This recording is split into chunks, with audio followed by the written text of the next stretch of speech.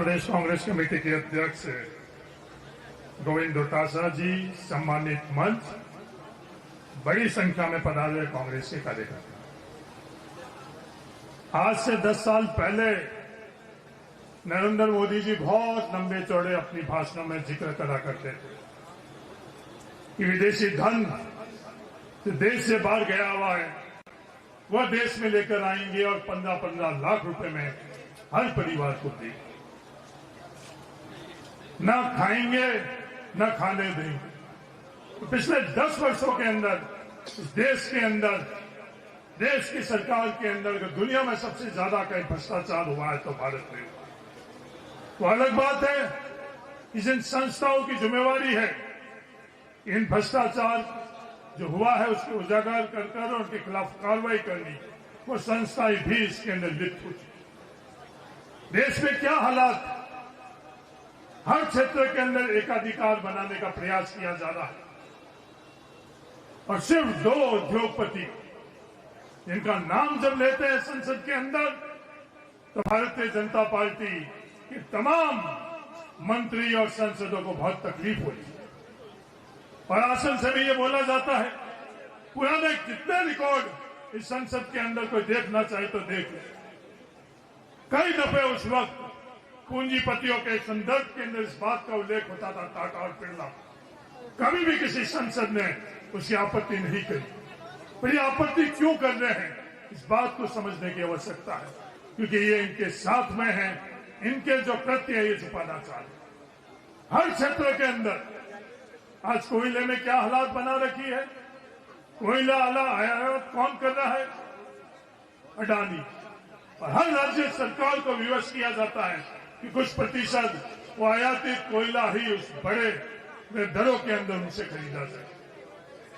आज देश के अंदर एक लंबा किसान आंदोलन चला।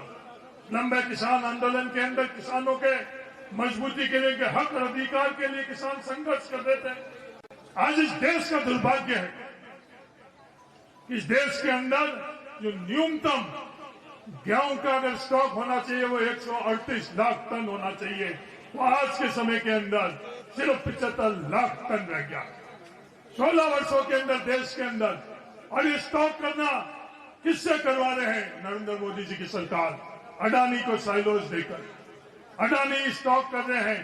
और पिछले दिनों के अंदर 8% तक गेहूं की जो दर है वो बढ़ी।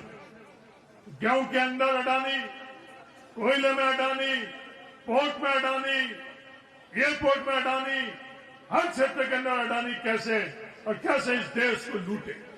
मैं लूटना इसलिए कह रहा हूं कि ये जो हम लोगों की पैसा है बैंक में जो डिपॉजिट हम लोग करते हैं, हम लोगों का पैसा सरकार, भारत सरकार, नरेंद्र मोदी जी की सरकार अडानी को देती है। उस अडानी को मोनोपोली करवाकर उस पैसे से दुरुपयोग करती है। हिंडनबर्ग ने कुछ महीने पहले इस बात का उजागर किया कि खुद अपनी शेल कंपनियों के मार्फत से जो स्टॉक मार्केट है उसके अंदर अडानी पैसा डाल रहे हैं, वो कानूनन तौर के ऊपर बिल्कुल गलत है। इससे पहले भी ऐसी गलतियां हुई।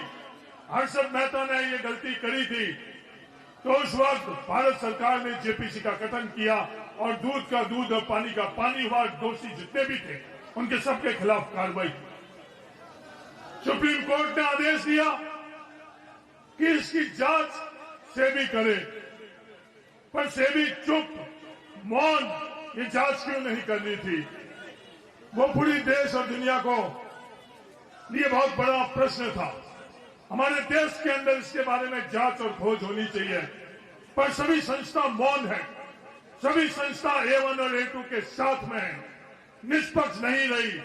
इसलिए ये हम लोगों का देश का दुर्भाग्य है कि दुनिया के अंदर दूसरे जगह बैठे हुए के हिंडनबर्ग उस बात का उजागर कर रहा है।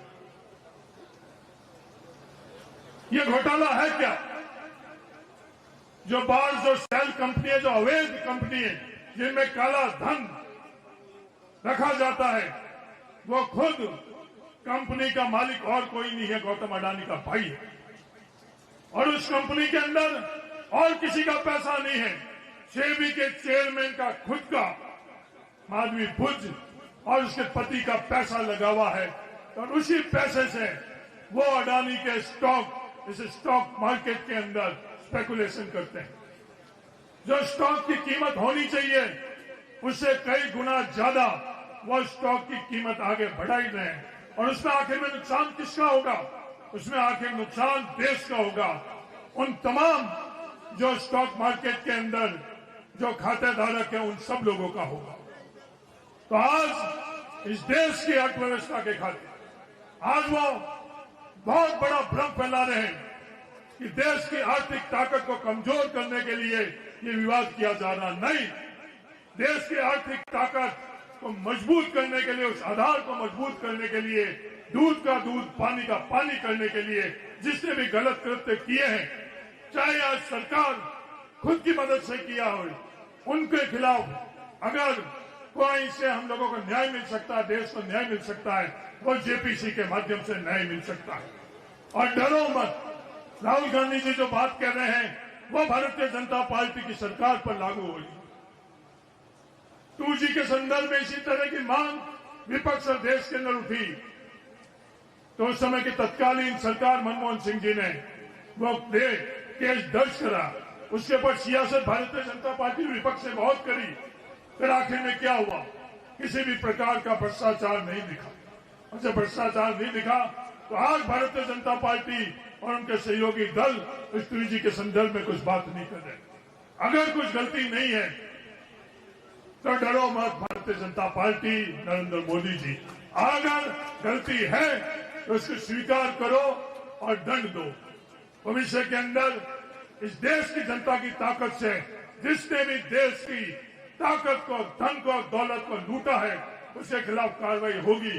सिर्फ 60 महीने का हम लोगों को इस लोकतंत्र के अंदर अधिकार मिलता है। 60 महीने बाद जनता के बीच में जाकर और उस अधिकार को हमको वापस रिन्यू करना पड़ता है। मुरारी मीना जी ने जैसे कहा, आने वाले समय के अंदर देश की जनता जान चुकी है। मजबूती से हम सब लोग, कांग्रेस का प्रत्येक कार्यकर्ता देश की जनता के बीच में सच्चाई लेकर जाए और उनके खिलाफ हम लोग एकजुट होकर, जैसे लेटरल एंट्री के अंदर यू टर्न करवाया उसी तरह से इसमें भी यू टर्न कराए।